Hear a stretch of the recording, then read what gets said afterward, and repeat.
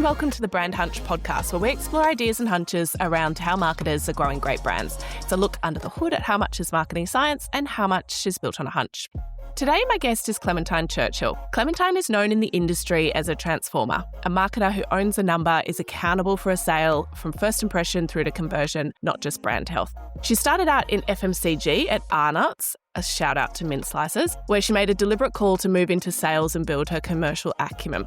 From there, she's become head of marketing at My Muscle Chef, a brand Cello was lucky enough to work on since 2018. Here, she was scaling a founder-led business through a period of rapid growth and a rebrand at the same time. She went on to become CMO at me&u, the hospitality ordering platform, before moving into brand and product marketing at Foxtel Group during its foray into streaming. If there's one thing I know about Clem firsthand is that she is a commercial marketer. Today, she's Chief Revenue Officer at Verandah Brands, the renovation brand most well known for Tile Cloud, but also includes Yabby, Dawn and Verandah Trade, building brand love in a category most people only shop once or twice in a lifetime, unless they're a sucker for punishment. And once again, back in a founder-led business. Clem, welcome to the show.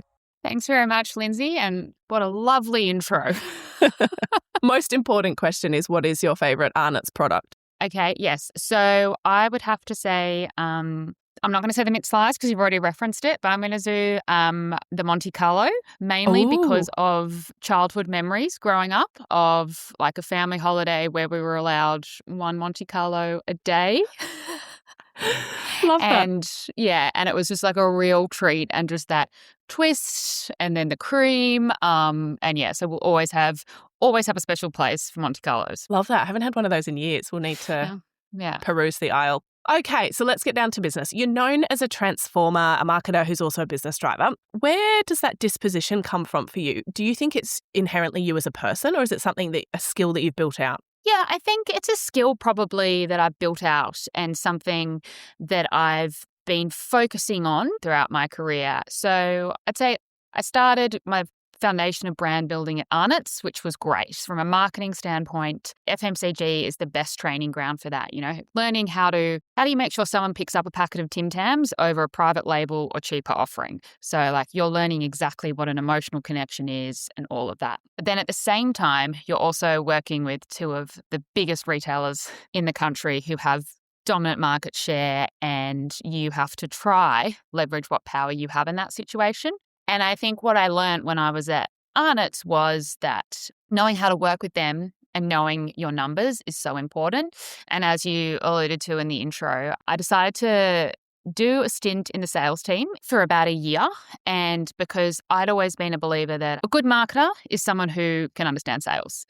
And what that taught me was, one, resilience, sitting across the table from someone who can, delist you in a minute, just, because I want to, but also knowing how you need to be, just exactly what your sales are performing at, accountable to your number. And I actually really enjoyed that. I think I enjoyed having that ownership. And then ultimately, I think what that exposed me to was I want to do marketing, but I also want to have that lens. And I really think that's an important aspect for me. And ultimately, actually, why I chose to leave Arnott's was because I wanted to be able to have that accountability. And that's when I went to My Muscle Chef. And being a D2C business, as it was at the time, I knew that I was going to have to be responsible for both that impression through to conversion.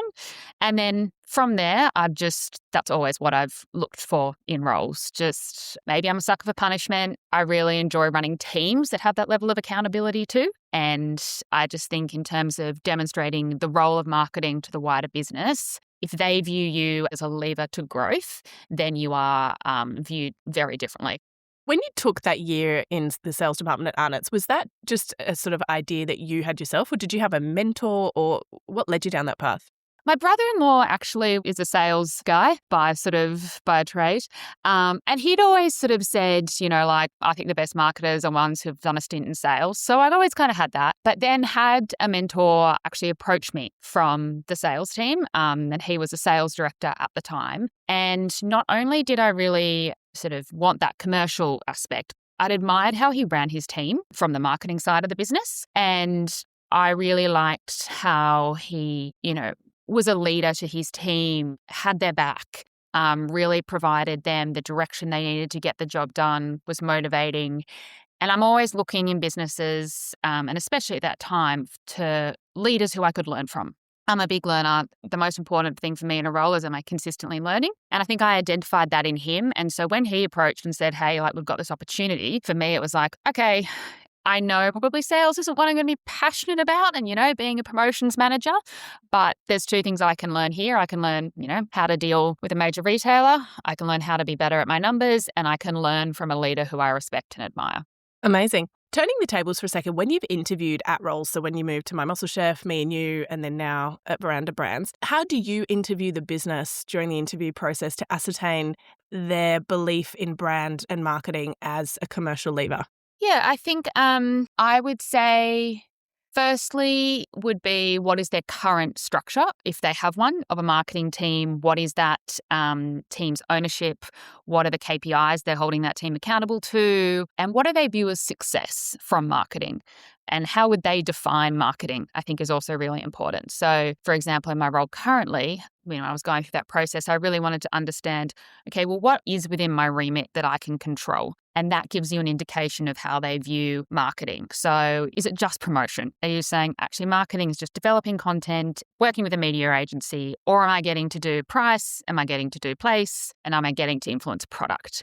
So I think that's, 4 Ps.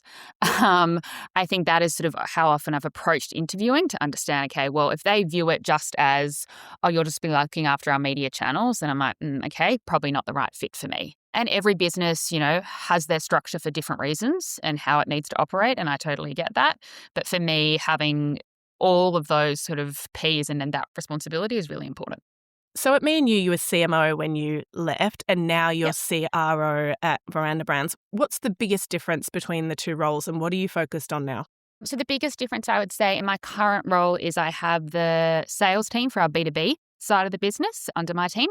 So we have a Verandah trade business. So tradies, interior designers who want to buy tiles, tapware, lighting, and that sort of commercial side and B2B reports into me.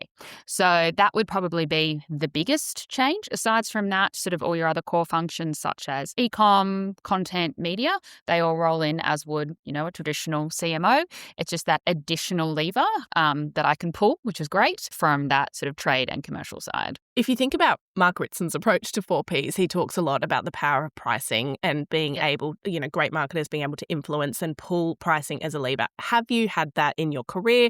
How have you found it? What have been the sort of the challenges, I guess, on that journey? Yeah, I think pricing is really important. And in my view, anything that impacts the customer should be within marketing. So that's why pricing, that impacts the customer. So that's why it should sit within there. It also has such an impact on brand perception. So how you price your product, your proposition in market affects how people view it. So for example, if, you're doing a prices dropped or an everyday low price, or, we were massively doing a sale on tiles, I wouldn't put, a print ad in Vogue Living. Like that'd just go, like the promotion and the price would just be not working together. So incongruous. Yeah, exactly. So it's like they all have to work together.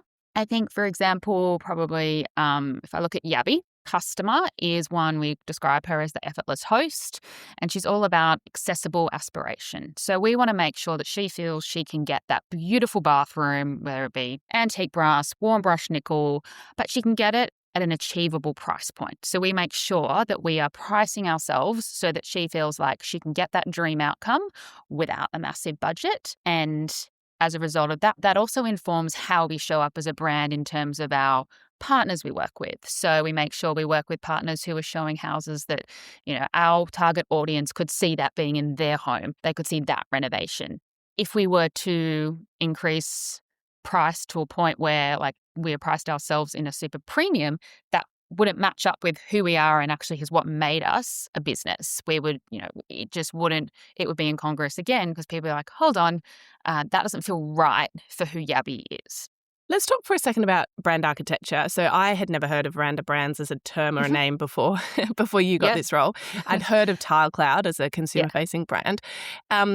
How do you, just broadly, how do you think about brand architecture and its importance? When you start in a founder-led business, are you looking retrospectively at its history and, things that only you can own? Or are you looking at the growth plans and the business plan as sort of where you're heading as a driver? How much and at what stage do you think brand architecture should influence?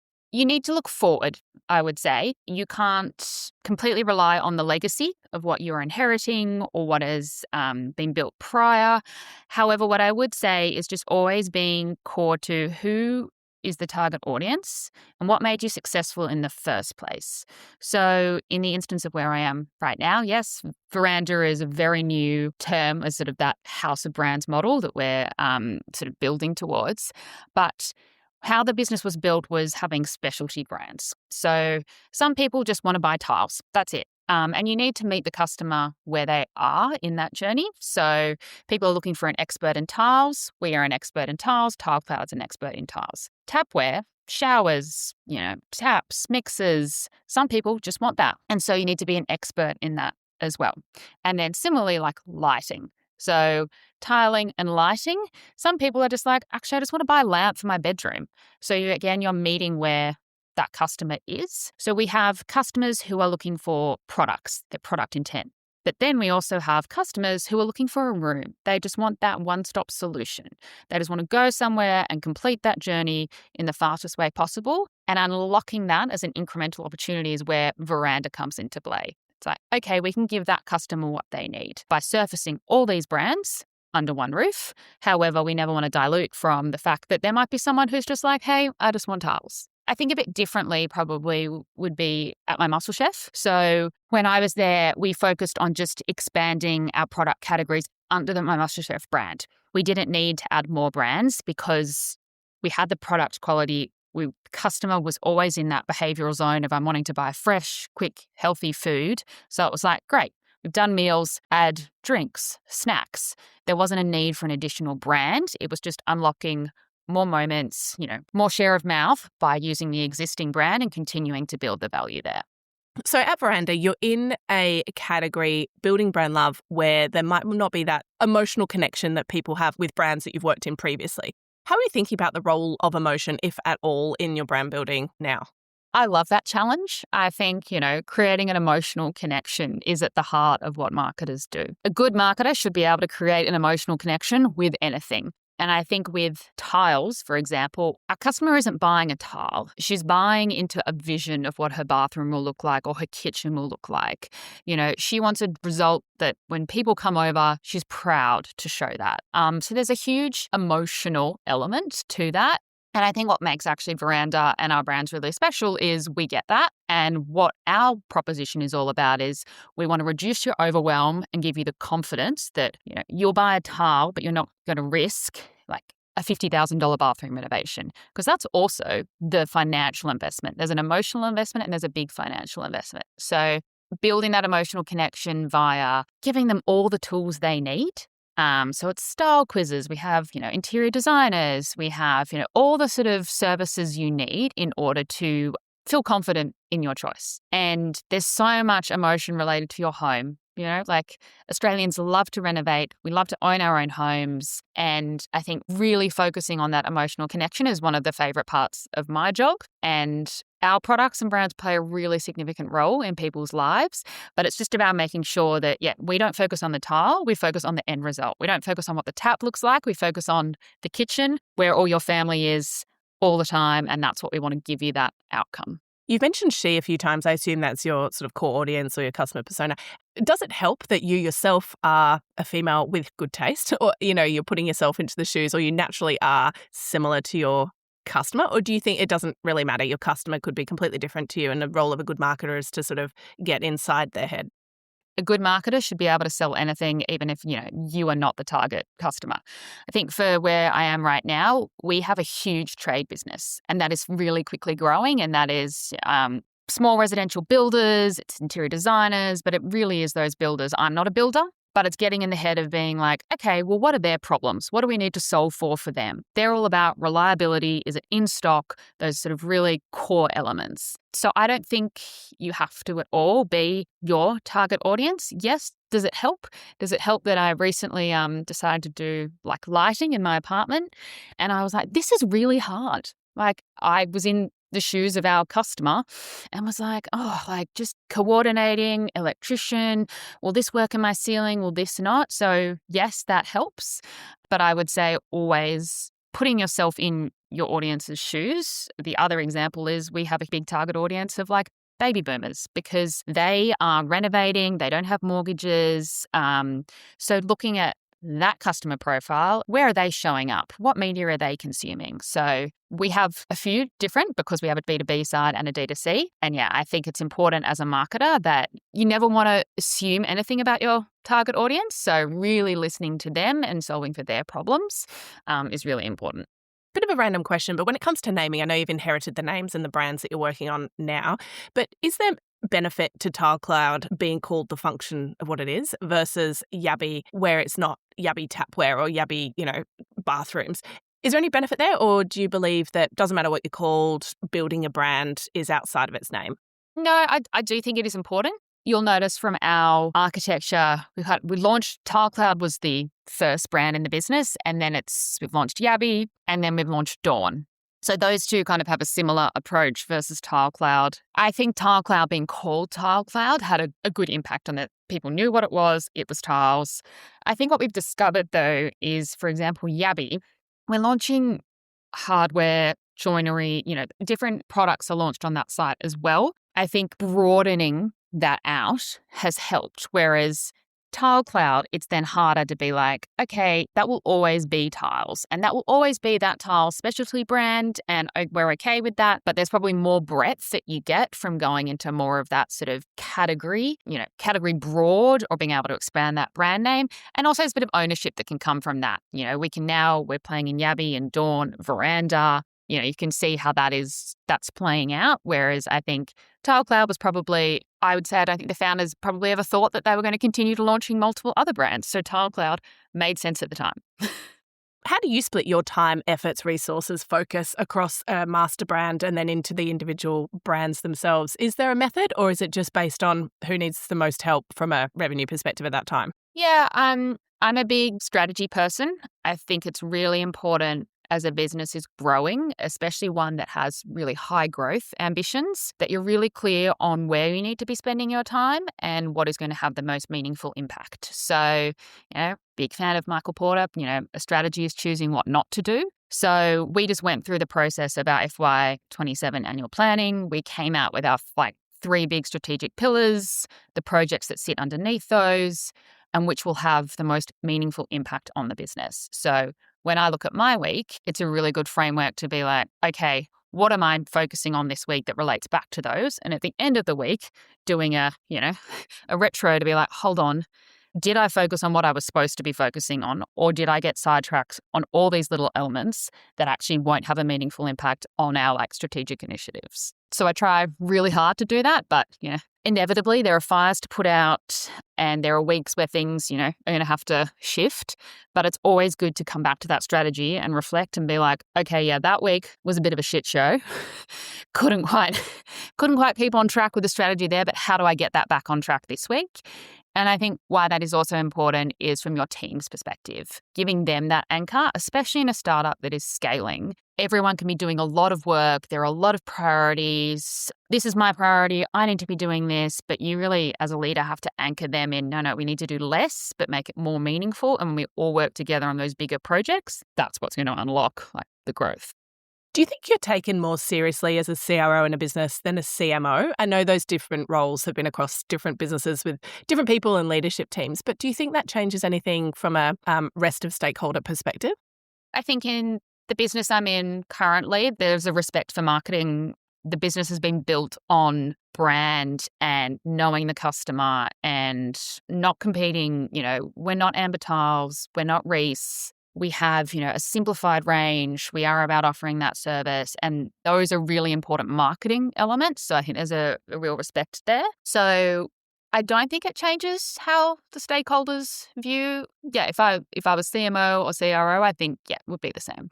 Do you think the shift in roles has changed your perspective and or muscle, for lack of a better word, for risk taking? Do you feel like you are more willing to take risks, responsible for revenue and much, very numbers focused? Not to say that marketing and your prior roles weren't, but in the context of how the business views it? Or do you think it's made you more risk averse because, whether it's stability or towing the line? How do you feel about the two?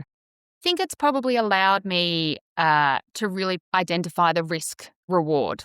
So I think having that sales remit allows you to probably go, yes, I'm willing to take this risk because I have more levers at my disposal. So I have different distribution channels. If something doesn't work well in the D2C over here, what can I do with the trade team to offset that?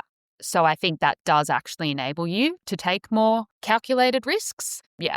Obviously, at My Muscle Chef, at Foxtel, at me&u, maybe there was B2C and B2B at me&u, but they're largely consumer-focused brands. And with Arnott, how are you finding your own foray, or at least a big part of your role now with B2B trade? Are you finding it a steep learning curve? Is it similar marketing techniques to B2C? How do you reconcile it? Yeah, I think the really great aspect was me&u was actually fundamentally like a really B2B because we had to get the hospitality venues on board. And then on the flip side, you had to get the consumers to actually use the product. So already that was kind of like that balance. And again, in terms of ultimately why I left actually My Muscle Chef to go to me&u was because I was like, I want to understand the B2B, D2C dynamic more. So that's why I chose to go there. I really enjoy it. I think it's a challenge in that, like I said, we have different target audiences. They have different needs. The insight for them is different. The USPs are different. How we differentiate ourselves versus our competitive set is actually quite different. But at the same time, have to work through what are the consistent through lines to make it connect. And in addition, we're still learning so much about our trade business. The trade business only actually launched, I think, last year. And it was born out of the fact that the business recognised that, hold on, we have a whole lot of tradies who are buying off TileCloud. There could be something here. And that's what I also love about being in a startup. It's a business that goes, hey, there's an opportunity. That's a whole different target audience. And now knowing that that is a huge growth opportunity, there's obviously a recurring revenue that comes from a trade side of the business versus home, D2C renovators who might do one every 20 years, or some people who might do room by room. So you get a bit more repeat, but nowhere near the same. So it's now understanding how do we weight our initiatives and how do we focus on the right areas, which comes back to that strategy piece. So as a business, understanding, okay, well, if we think trade is the biggest bet, what are we doing there and how are we anchoring our time there and ensuring that that gets the love and effort it deserves, especially when a business grew from D2C. You've worked at many founder-operated and founder-led businesses. Mm-hmm. What are the pros and cons? There's obviously, you just mentioned the agility and willingness to kind of jump on things, with a quick turnaround. But just broadly speaking, why do you keep going back? Yeah, and it's a great question. And, not going to lie, sometimes I'm like, why do I keep choosing these? I think fundamentally it comes down to, which is surprising for me, I actually quite enjoy working in chaos because I like to bring structure and organization but at the same time, kind of that idea of we're all in it together, we'll figure a way out, let's be solution focused. I really enjoy that. And I also really enjoy, you spend far more time in startups focusing on the customer. And in previous sort of more corporate roles, the amount of times you spend trying to convince internal stakeholders, like you're thinking, okay, well, how are they going to approach this? How do I convince them of this? How do I convince them of that? And that's just to get something across the line, which will then go to your actual customer. Yeah. Again, there are many businesses and, corporates that don't think like that as well. So, but I think what I love about founder-led is there is less of that. Founders are unique because like the fact that they have come up with a business idea, they are entrepreneurial, they have multiple ideas, and that's what makes them good at what they do.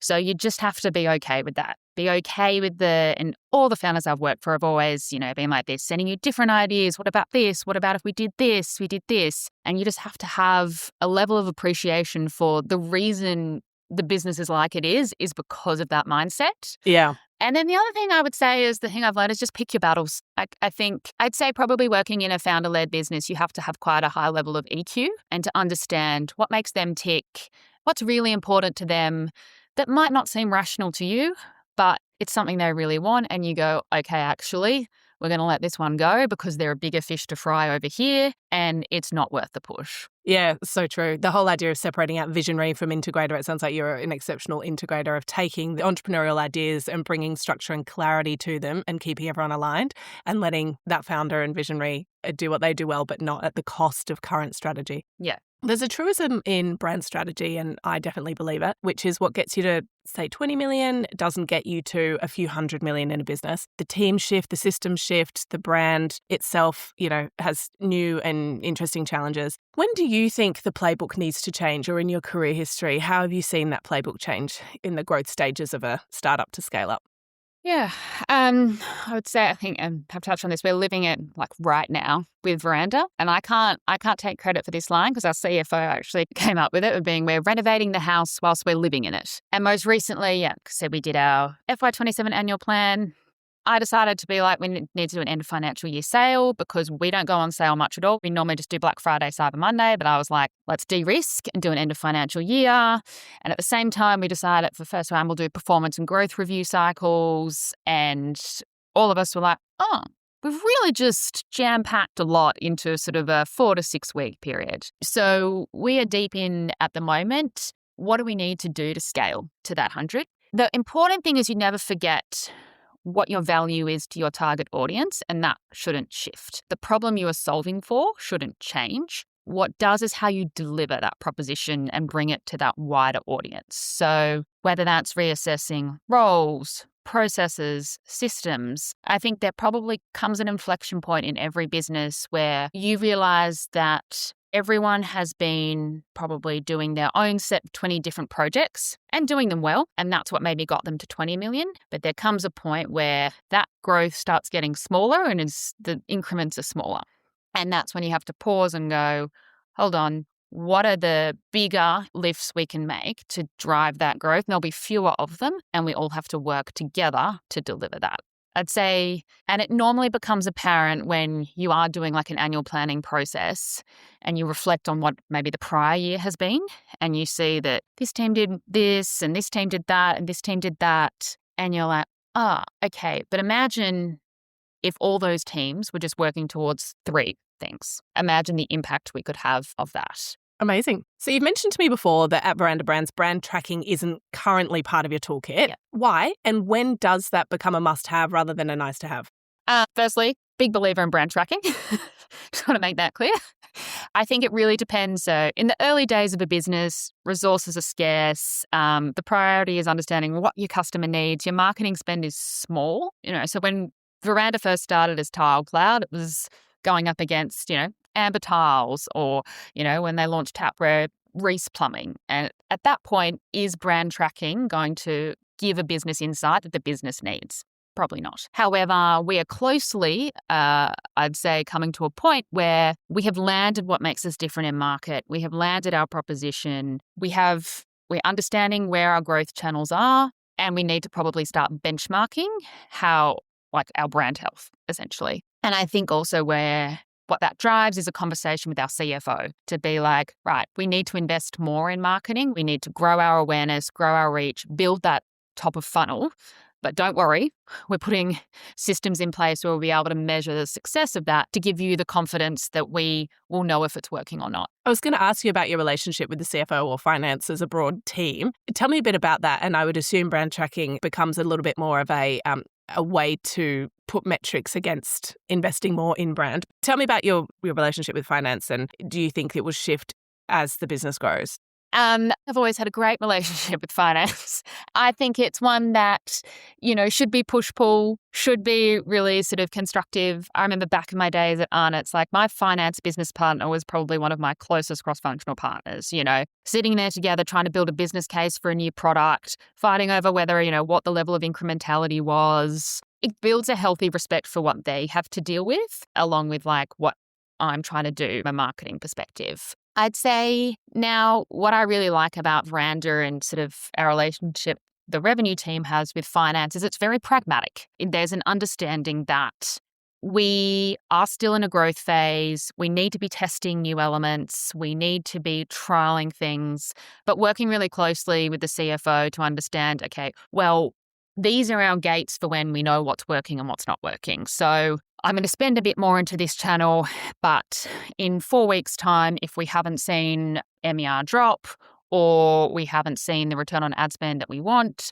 then we'll, course correct. So I think it's just giving them confidence and managing their expectations as well, or saying, again, we're really going to go, we've seen growth momentum on Yabby.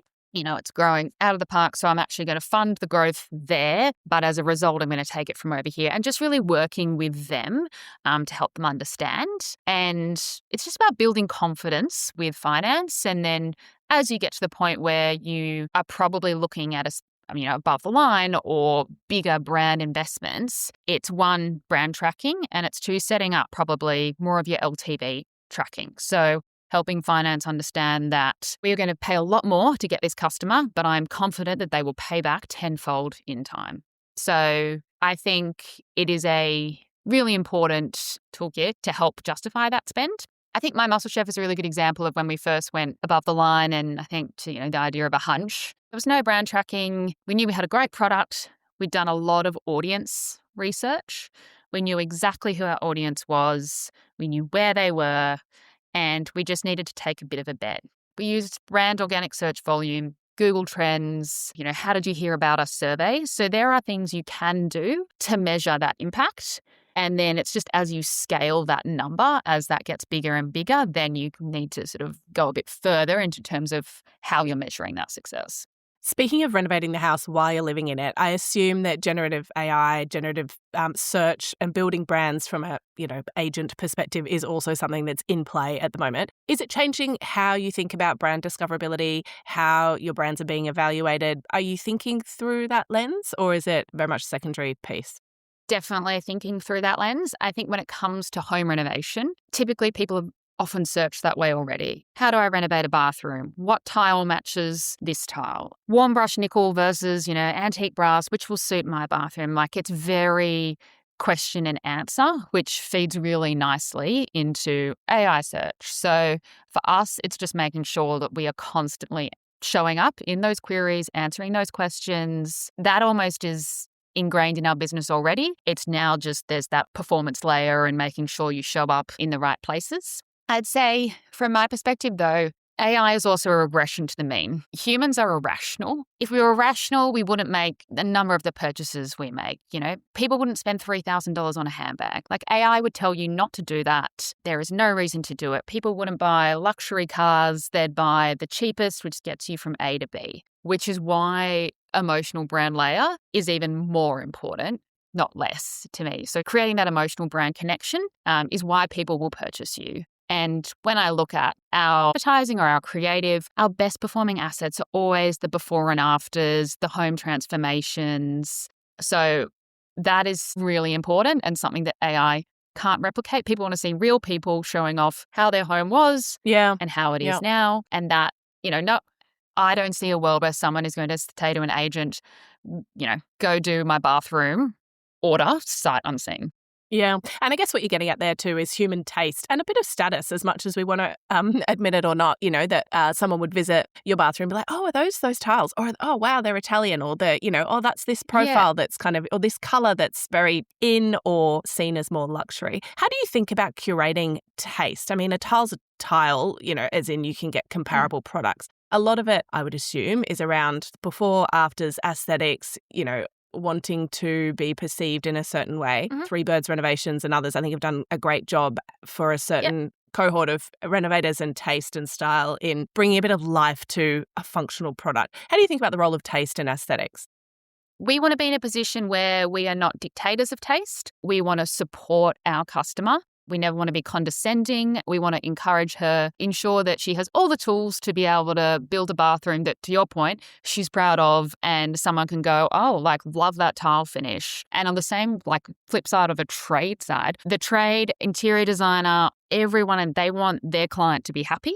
And for their client to be happy, we want to make sure that the end result is something they're proud of. When it comes to sort of that curation of taste, I'd say we're really lucky in that one of our co-founders, Floss, who's our creative director, she came from Mud. And I think just really Love that brand. understands, yes, yeah, and understands our customer and understands how to help them connect products together. What is the style you want? Is it modern coastal? Is it Japandi? But we offer all different options for you and we will help nudge you in the right direction. But I think just always being helpful and always talking to your customer, not at them, is really important. Yeah, that's such a good reminder because a lot of people think they might have a taste until they start to see a Pinterest board and they're like, actually, this is so far from, and I guess there's a role of education, but also facilitating people finding and owning taste. And that also changes with lifestyle. I think you can have a core taste, but then the function needs to work,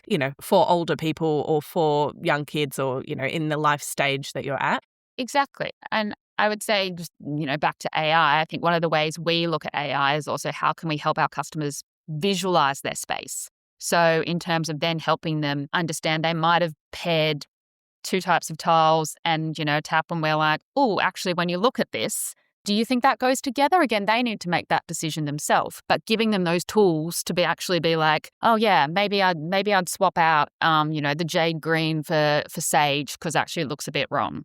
Yeah. And you've also got then at scale too. A tile looks great as a 1 or as a small 6 squares. And then you put it across a huge wall and all of a sudden it's quite imposing or the texture becomes quite obvious. Yeah. You mentioned just then that you've got an internal creative director. How do you think about the roles you need in your toolkit internally and then those roles or parts of your remit or process that you seek externally? So I think it really comes back to your strategy. So, okay, if we've defined these are our strategic pillars, these are the core initiatives that are getting us there, then you can go, do we have the right people in the right roles to help us achieve that? And then from there, if we don't, okay, do we need to go external to help us? Do we need an agency pulled in here because we see this as a gap, but we also don't see it as something that needs, a headcount resource associated with it. We think we can get this done in a 6-month period with an agency and that'll be fine versus something that actually this is an area over here that we see will be growing and always important to the business. Therefore, we need to invest in that, hire people or even move people into that, within the business. So I think it really depends on your strategy, but then because that gives you a clarity of looking at your organizational setup, at the roles and understanding if you're actually set up for what you want to achieve. For a marketer sitting in a scale up right now, probably stretched, probably accountable for things that were never in their initial job description, probably being asked to transform the business and not just market it, what's one thing you'd say to focus on? Where should they start in that sort of cloud of overwhelm? I mean, I love a to-do list. Back to the strategy. Yeah, no. I would say the first thing I often tell myself is what is in my control versus what is outside of my control. So of all the tasks flying around, of all the things happening, what are things that I can control and get done on my to-do list? And what is the impact they're going to have?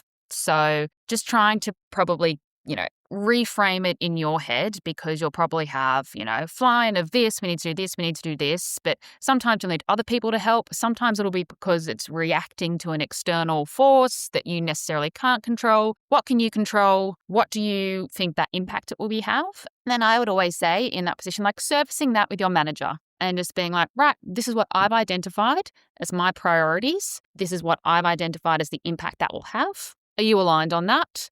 Great, off I go. And that's where I think even if it's not a manager, if it's a peer, just that communication and collaboration is so important in a startup because there aren't the systems and processes, there aren't the frameworks built. So you really have to constantly kind of resurface that, okay, these are my priorities. Am I still on track here? And that just helps you also feel like you're not in a endless cycle of overwhelm and just like chaos. Yeah.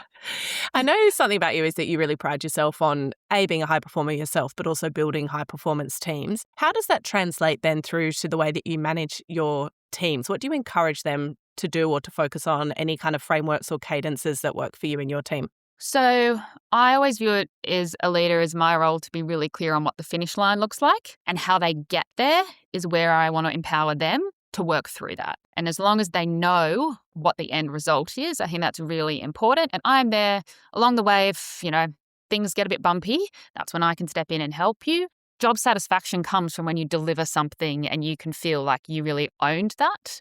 So I think that's really important. Another element I would use is high care, high expectations. So I really care about my team and they know that I have their back and that I will support them. But as a result of that, I have high expectations on what they should deliver. So I think, being really upfront about that and making them know that I want them to succeed and how can I help them succeed? Essentially, it's my job again to make them look amazing in the job that they do. That's the sign that I'm a good manager, that they are thriving, they are killing it, that my boss is going, wow, that was amazing. Like, I shouldn't be getting that feedback. They need to be getting that feedback. So I'd say that's really important for me when running a team, and also just having fun. I think especially in a startup environment or scale up, being able just to get in all together. Meetings can be a punish, but I do think having a team meeting is really important. Just ensuring that everyone is on the same page and encouraging, again, that collaboration and communication, which people in sometimes startups aren't used to as well, because it's like, oh, no, this is what I do. And then, just always, I think the other big thing would be retros. Understanding what worked, what didn't, what would we do better next time is so important in a startup to scale up, where you're trying new things every single time you do a campaign or even you roll out a new product. What can we learn from what we did last time that we can improve on next time? And I think that just also fosters that continuous improvement mentality and gets everyone kind of thinking that way as well. You mentioned before when you're at My Muscle Chef, a sort of hunch that you backed was your first big, huge out-of-home campaign. Are there any other hunches that you've taken in your career where perhaps it was against the consensus or the spreadsheet or, even founder's perspective? Are there other sort of things that you've just felt in your gut was the right thing to do, probably stemming from knowing your customer really well? So My Muscle Chef, it was probably a couple of years later where we did the first piece of research on the audience. We identified that traditionally, the business had thought that its target audience was like gym junkie guys. And then what actually turned out was, it was just like young professionals, males aged probably like 21 to 35 who were going to the gym 4 times a week and just didn't have time to cook. They cared about how they look, but they weren't, training 2 times a day. So we learnt from that, and that informed that above the line campaign. And then a couple of years later, we did another dip of sort of brand research and audience research and found that a new customer profile emerged who was sort of, I'd say, 35 to 50-year-old woman who was working full-time, picking up the kids from school, and then was making them dinner, getting them to bed, and the thought of her cooking dinner for herself, just too much. And so how could we solve that problem for her? You would think a name like My Muscle Chef and think, that's not necessarily right. But we were like, no, we think we're onto something here with that audience, and we're giving her, again, because we have a quality product, she still wants to eat healthy. It still fits within the framework, and we're not trying to be all things to all people. We're not, at that point in time, wasn't about losing weight. It was more just about, hey, she needs a quick solution that she knows is healthy, knows has the right macros, and she just doesn't have any guilt associated and doesn't have the mental load. So I would say that's one. And then I maybe say professionally, personally, would be probably leaving My Muscle Chef and going to me&u. I'd scaled the team. We'd sold part of the business private equity. So there was new money ingested, and I decided to leave to go to me&u. And on paper, that was probably an odd decision. But for me, I felt like I'd achieved everything I wanted to at My Muscle Chef, and I was really keen on that B2B element. And it was also a global role, which I hadn't had exposure to before. So I think, and now that I'm reflecting on it, that doesn't really sound like a hunch, because I had quite a list of things that I was like, no, this is why I'm doing it. Still taking on paper a risk, going from sort of what people would perceive as an exciting chapter at My Muscle Chef and diving into a completely new unknown.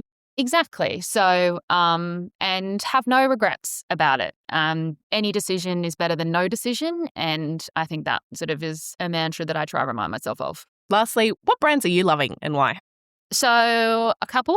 So High Rocks. Now, I'm not a hybrid rock star, which is what it stands for. When I found that out, I did not know that. Yeah, hybrid rock star. How's their valuation recently? You're probably about to talk about it.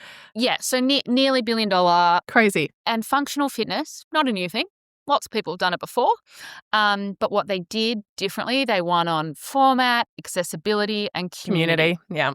And it's another example of humans not being rational, and people pay to watch it. They build an identity around it. You pay to go to it. They travel to it. They buy merch. It's a cult. But it's an accessible one in a way that CrossFit wasn't. And like CrossFit, everyone was kind of often like, oh, that's a real cult. High Rocks is like, oh yeah, High Rocks, I should do that. Yeah, you should do it. It has that far more accessibility about it, and the community is the moat for them. Like they just have built a really strong brand. And I think that is, they've really won on their proposition of they haven't reinvented exercise. They've just reinvented sort of that feeling and what sits around it. And then the other is Anthropic. So I think their proposition around being the safe AI, what they're willing to say no to, the US government piece, and they consistently lean on that narrative. Yeah. Like that message is constantly landed. They see value in brand storytelling, which I think is really important when we're talking about AI and, there'll be no marketing roles left. And I'm like, yeah, but look at one of the fastest growing AI companies who invested in a Super Bowl campaign, like have a keep thinking brand platform. And their Super Bowl campaign was one of my favorite, I'd say, creatives of all time, in a sense that they used humor to create cut through. It nailed their proposition around, we're not going to be an AI with ads.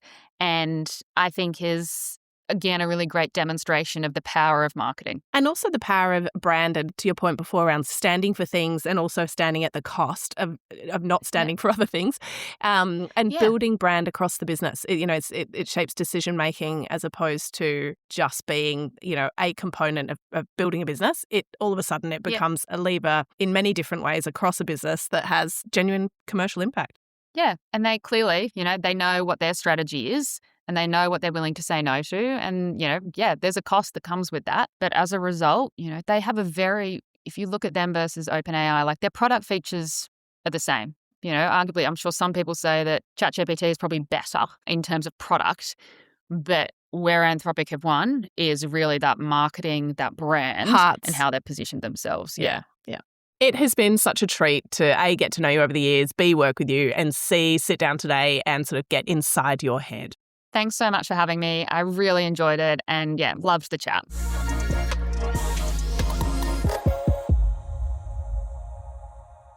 My key takeaway from this chat with Clem was the importance of understanding and getting into the mindset of a sales team to be a better marketer. I think her stint in Arnott, but also now taking B2B trade under her wing, it's undeniable that marketing and sales need to work well together. But I think having that first-hand experience and really understanding the sort of front of the business, getting into conversations with customers, it only makes you a better marketer over time.